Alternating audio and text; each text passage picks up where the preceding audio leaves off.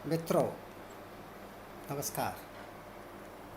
Corona और सभ्यता का संकट विषय पर अपनी वार्ता की पहली किस्त में हमने सामान्य रूप से मानव समाज के सामने पैदा हुए अस्तित्व के संकट के चंद विचारधारात्मक आयामों पर चर्चा की थी। इससे भविष्य का कौन सा नया रास्ता निकल सकता है, इसकी संभावनाओं की भी बात की थी। इस वैश्विक अस्तित्वीय संकट का अंत भी किसी न्यायपूर्ण वैश्विक परिवर्तन के रूप में ही तर्कसंगत लगता है।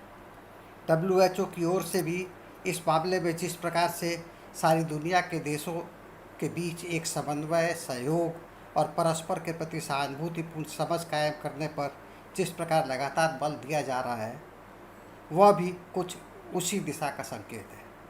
कहना न होगा, इस संभावित परिवर्तन का यदि कोई नामकरण किया जाए तो इसे एक नए प्रकार के साम्यवाद का उदय कहना अतिशयोक्तिपूर्ण नहीं होगा।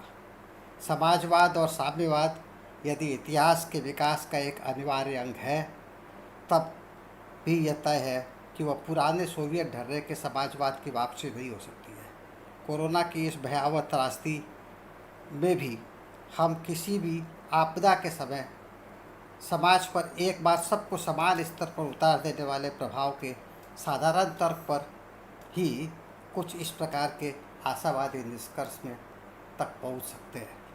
बहरहाल, जैसा कि हमने पिछली किस्त के अंत में ही यह वादा किया था कि अगली किस्त में हम ज़्यादा ठोस रूप में इस संकट के आर्थिक परिणामों के बारे में वैश्विक संदर्भ में चर्चा करेंगे। आइए हम इस विषय के खतरों पर अधिक साफ ढंग से तथ्यों के आधार पर आगे बात करें। सचमुच यह हमारा दुर्भाग्य है कि अभी हमारे देश में एक ऐसे दल की सरकार है जो सामान्य तौर पर किसी भी सामाजिक आर्थिक विषय में वैज्ञानिक अध्ययनों और तथ्यों पर विश्वास नहीं करते हैं। आज जरूर सरकार की ओर से लॉकडाउन की घोषणा करके सोशल डिस्टेंसिंग, साफ सफाई और डॉक्टरों की बातों को तरजीह दी जा रही है, लेकिन हमारी व्यापक जनता को इन विषयों पर तैयार करने में काफ़ी समय लग गया है। लॉकडाउन की घोषणा के एक दिन पहले तक शासक दल के कुछ लोग ही गाय का पेशाब पिलाने के सामूहिक आयोजन कर रहे थे। 22 मार्च के दिन जनता कर्फ्यू के अंत में उत्तर प्रदेश के मुख्यमंत्री सहित तमाम शहरों के लोग कुछ इस प्रकार से घंटे और थालियां बजा रहे थे जैसे महामानव मोदी ने इस देश से कोरोना को मार भगाया है। पढ़े लिखे लोग तक लोगों को अंग्रेजी में शंख ध्वनि के महात्म्य के बारे में प्रवचन दे रहे थे और सदी का महानायक कहलाने वाले अमिताभ बच्चन सदी के महामूर्ख की तरह दुनिया को पर्यावरण पर ध्वनि के प्रकंपन के सिद्धांत को समझा रहे थे। बाबा रामदेव तब भी सांसों के व्यायाम की रामबाण दवा के साथ ही एक घुटे हुए प्रवंचक की तरह कोरोना की अपनी फार्मेसी की दवा का प्रचार कर रहे थे। अनेक लोग इस झूठ के प्रचार में भी लगे हुए हैं कि भारत के लोगों की खान पान की आदतों के कारण ही यहाँ इसका फैलाव नहीं होगा, तो कुछ हमारे देश की 5 ऋतुओं की विशेषताओं को गिनाते हुए भी लोगों को आश्वस्त कर रहे थे।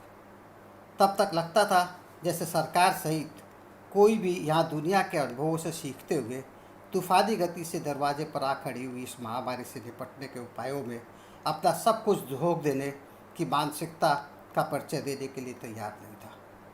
इस विषय पर प्रधानमंत्री के पहले टेलीविज़न भाषण में सोशल डिस्टेंसिंग का एक ज़रूरी संदेश तो दिया गया था, लेकिन सरकार इस रोग के रोकथाम के लिए खुद क्या कर रही है, उसकी कैसी तैयारी है, उसका लेस मात्र भी संकेत नहीं था।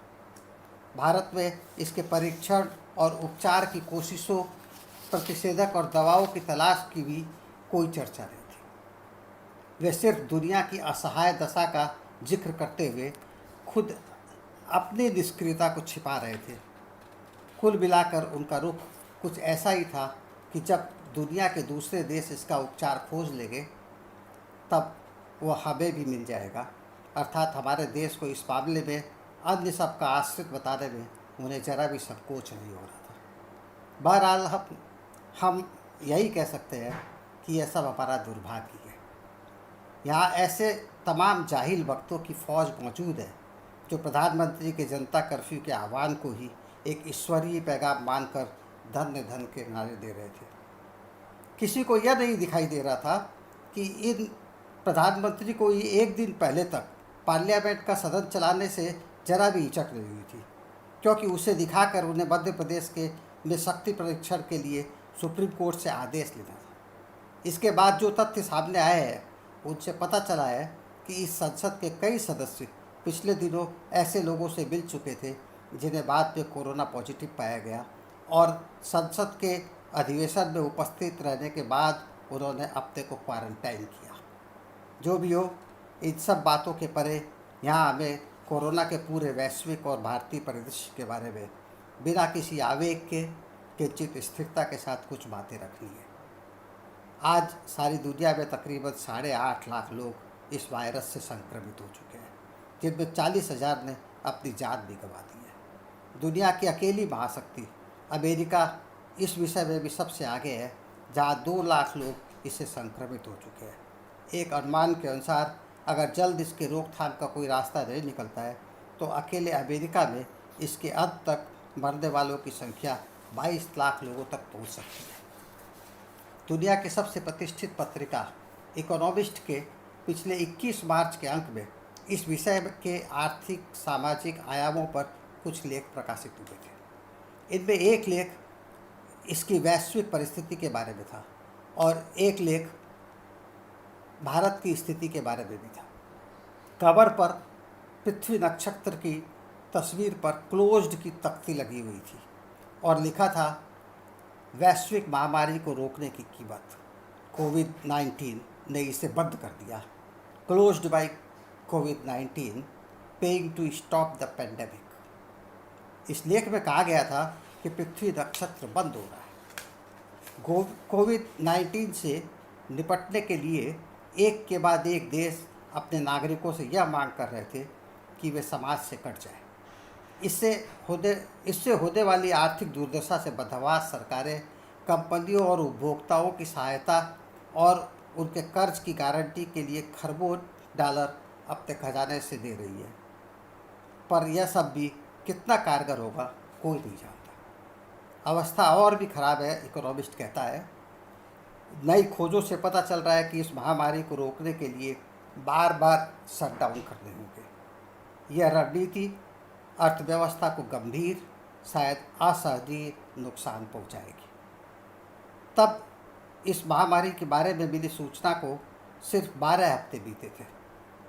दुनिया इसकी भारी कीमत अदा करने लगी थी।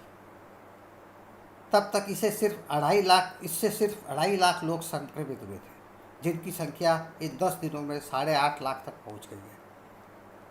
हर दिन हजारों की संख्या में नए लोग इससे संक्रमित हो रहे हैं। जितने लोग अभी वास्तव में इससे ग्रसित दिखाई दे रहे हैं, उनसे कई गुना ज़्यादा लोग हैं जिनका रोग अभी सामने नहीं आया है।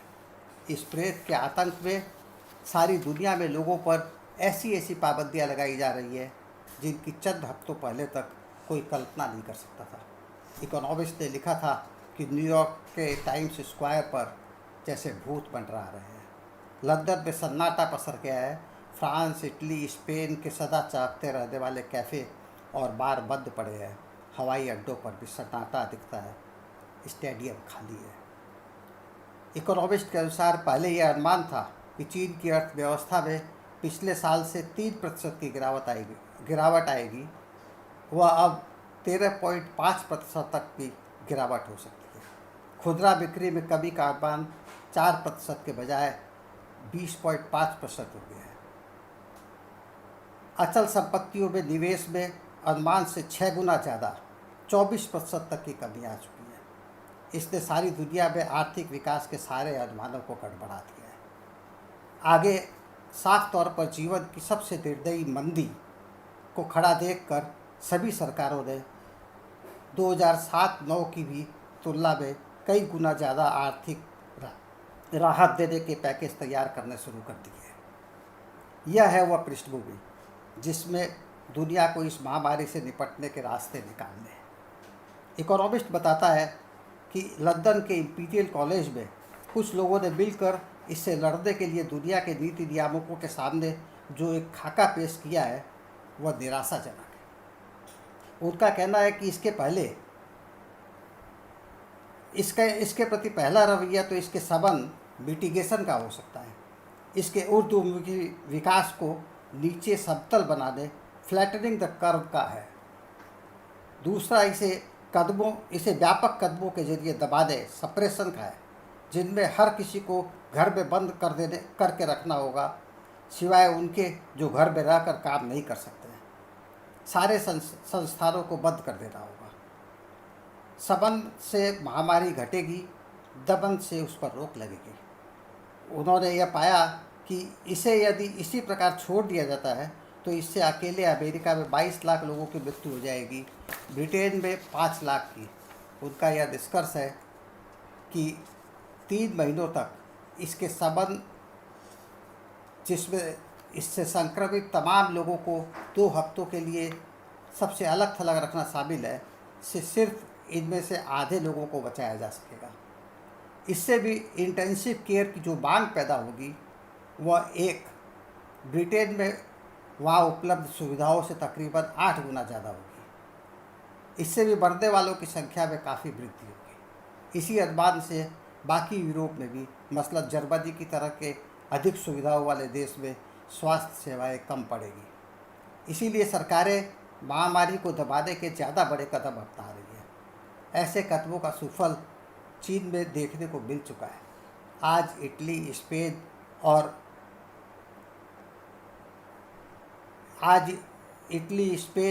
और अमेरिका में भी चीन से ज़्यादा लोगों की मौतें हो चुकी हैं। इसी समूह का कहना था कि यदि इस वायरस को यूं ही छोड़ दिया जाता है तो यह ब्रिटेन और अमेरिका की आबादी के 80% लोगों को संक्रमित कर देगा। इससे और भी खतरनाक बात जो इसमें कही गई है वह यह कि चूँकि यह वायरस दुनिया के कोने कोने में फैल चुका है, इसीलिए इसे दबा देने पर भी इसके अवशेष इधर उधर बचे रहेंगे। इसके कारण पाबंदियां हटने के चंद हफ्तों बाद ही यह महामारी फिर से लौट कर आएगी और हर बार इसको दबाने के लिए सभी देशों को काफ़ी समय लॉकडाउन में लगाना पड़ेगा। इस प्रकार लॉकडाउन का उठना और फिर से लागू होना तब तक जारी रहेगा जब तक पूरी आबादी में ही इसकी प्रतिरोधक शक्ति न पैदा हो जाए या इसका कोई प्रतिषेधक तैयार न हो जाए। इकोनॉमिस्ट ने इंपीरियल कॉलेज के शोधकर्ताओं की इस रिपोर्ट को सच्चाई का एक ऐसा खाका बर कहा था जो निश्चित तौर पर ठोस जानकारियों के आधार पर तैयार किया जाता है।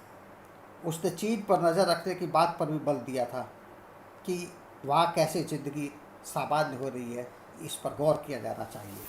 आज अच्छी बात यह है कि महामारियों के विस्तार की तत्काल पहचान करने की पद्धतियाँ विकसित हो चुकी है। इसमें नई दवाएं भी मददगार हो सकती है। मसलन जापान का एंटीवायरल कंपाउंड जिसे चीन ने प्रभावशाली पाया है, लेकिन यह भी एक आशा ही है। आशा नीति नहीं होती है। कटु सत्य यह है कि सबंध से बहुत सारी जिंदगियों का अंत होगा और दबन का आर्थिक भार असहनीय होगा। कुछ बार के बाद सरकारों के पास अपना और आम लोगों का काम चलाने जितनी भी क्षमता नहीं बचेगी। साधारण लोग तो इसके दबाव को बर्दाश्त ही नहीं कर पाएंगे। पर इन दोनों उपायों को ही आजमा कर देखने की ज़रूरत होगी। चीन, दक्षिण कोरिया और इटली ने इनका परीक्षण शुरू कर दिया है। कौन संक्रमित है इसे आप जितना साफ तौर पर जान पाएंगे उतना ही अधिक आप मनमानी पाबंदियों को टाल पाएंगे। प्रतिषेधकों के प्रयोग में भी इससे आगे सुविधा होगी। क्वारंटाइन के लिए तकनीकी उपकरणों की भी सहायता ली जा रही है। चीन ने यह काम शुरू कर दिया है। लोगों के मेडिकल रिकॉर्ड को हासिल करने की कानूनी व्यवस्थाएं भी की जा रही है। इकोनॉमिस्ट की इस टिप्पणी के अंत में कहा गया है कि अंत में सबसे ज़रूरी यह है कि सरकारें चिकित्सा सेवाओं में ज़्यादा से ज़्यादा निवेश करें। भले इसके तत्काल लाभ न मिले, फिर भी करें। इससे हर समय रोग के शमन और दमन दोनों में सुविधा होगी। गौर करने की बात है कि इकोनॉमिस्ट दुनिया के पूंजीवादी सिद्धांतकारों की एक प्रमुख पत्रिका मानी जाती है और वह कह रही है कि लाभ हो न हो, किंतु जन स्वास्थ्य सेवाओं में अधिक से अधिक निवेश किया जाना चाहिए। इन सब के बावजूद लोगों को कोई भ्रम नहीं पालना चाहिए।